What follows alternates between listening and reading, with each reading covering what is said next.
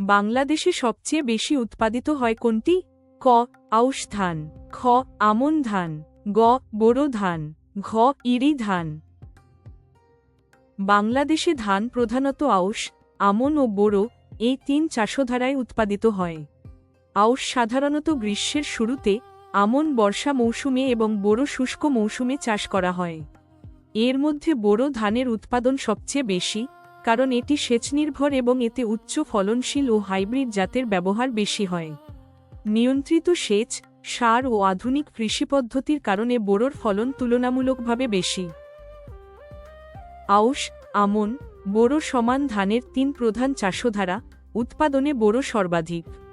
তাই সঠিক উত্তর হল গ. বোরো ধান। ট্রাই বাংলাদেশে সবচেয়ে বেশি উৎপাদিত ফসল কোনটি? ক. গম, খ. ধান, গ. পাট, ঘ.